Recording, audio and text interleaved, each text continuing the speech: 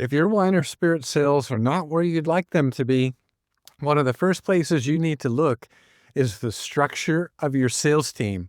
And that's what today's video is all about.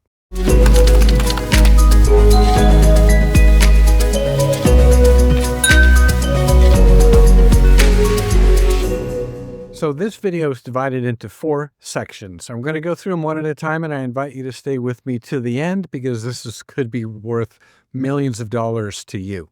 So the first thing we're going to talk about is how most sales teams are structured now. Next, we're going to talk about the flaws in that system, and we're going to get very specific about what's wrong with the way most sales teams are structured.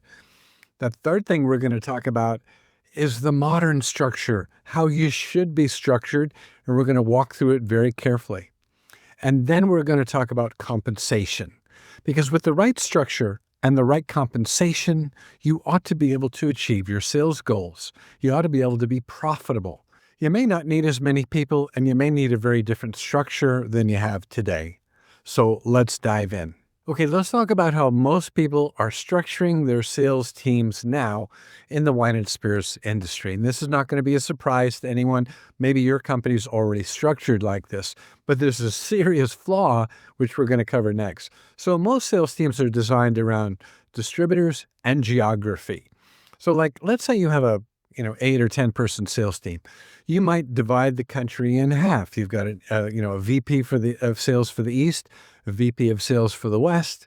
Under those people are maybe some regional people, 2 or 3 regional people. And then below that, you have either district or state managers. And many companies have people below that. You can already see one of the problems here. There's just too many layers. Too many layers. That's a lot of expense. Another thing that you see, besides being structured around distributors and geography and having too many layers, is you've got too many of the wrong people and not enough of the right people.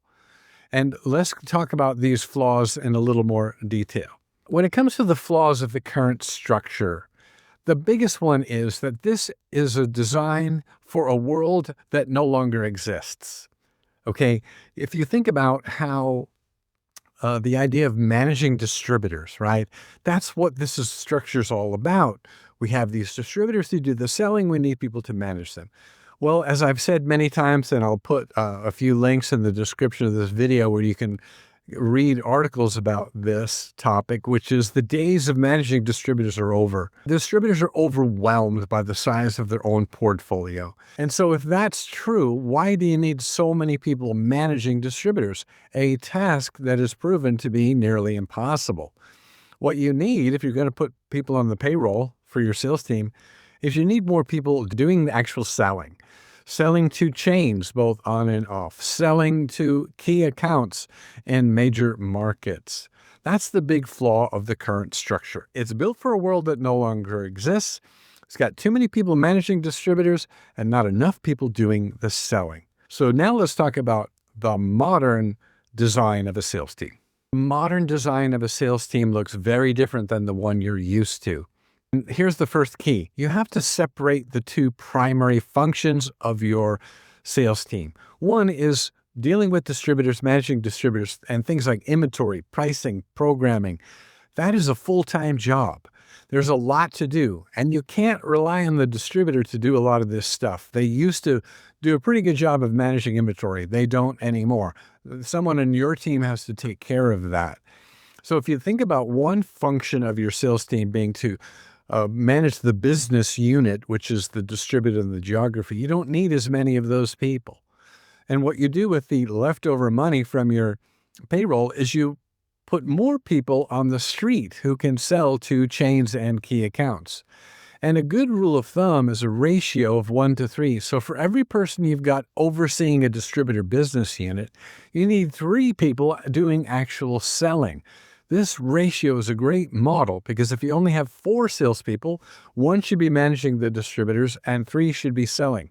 And while I'm on the subject, you don't need to be in every state. It's really quite silly that nowadays you think you need to be in all 50 states or the fact that more states equals more sales. I have another great video. I'll put a link in the description on the topic of how more accounts and more states do not equal more sales. But this idea that you need that many people in that many states is just ridiculous. One person could easily manage 6, 7, 8 states if they weren't in charge of selling, and all they were in charge of is pricing, programming, inventory, trade, marketing budgets, and all of that.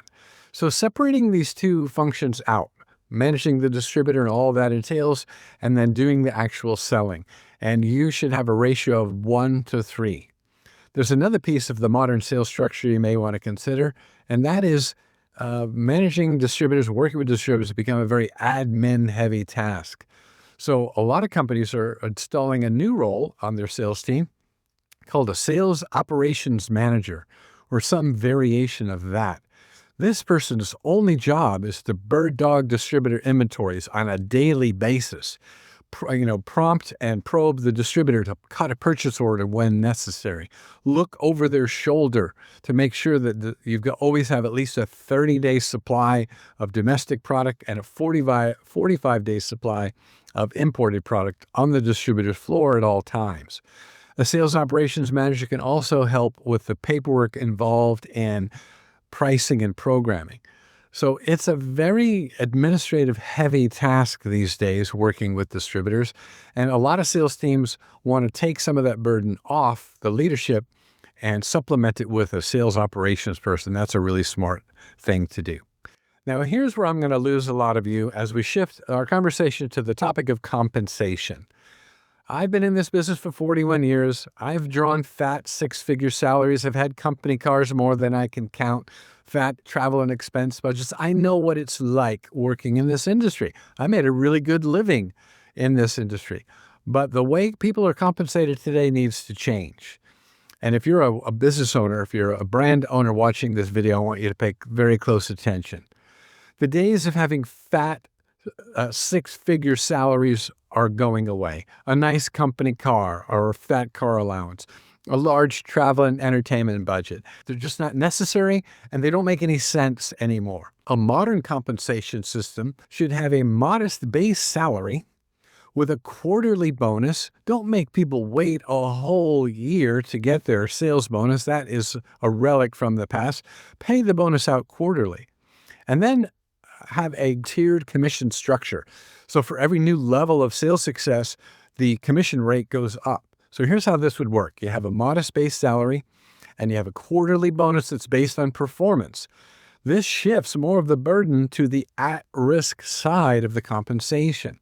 I don't think you're going to see this continue much longer, paying people $100,000, $150,000 to manage distributors and travel around the country. This is just a giant waste. It's neither efficient or effective. So your compensation system has to change and has to be very, very severely tied to actual performance.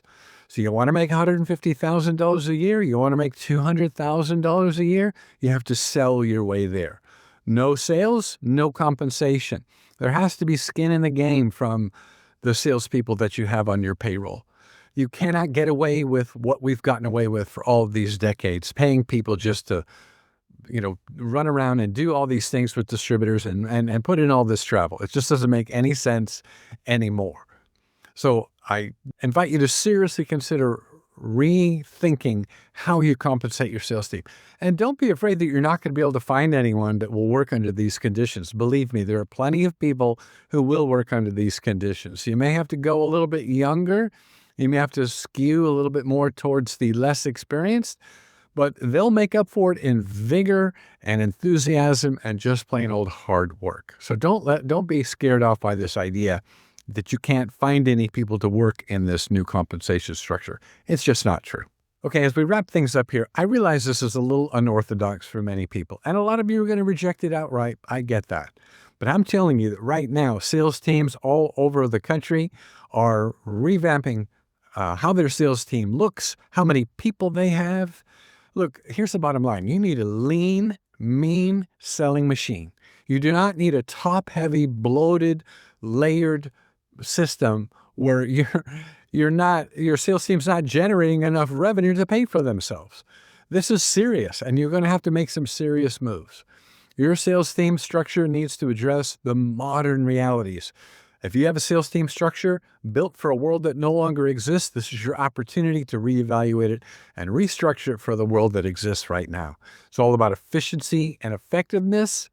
And you don't have to do this alone. I have org charts, job descriptions, compensation models. I have a lot of things that I could bring to bear in your situation. So I'm going to put my email address on the screen.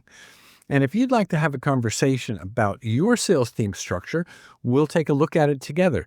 We'll discuss how you might be able to transition to a more modern structure, and I will be happy to share with you all of these sample org charts and sample job descriptions. So hit me up, send me an email, let's talk. I hope this video was enjoyable for you. I hope you found value in it. If so, give it a thumbs up, and we'd love it if you would subscribe and get notified of more videos that come out like this all the time. I'll see you in the next video.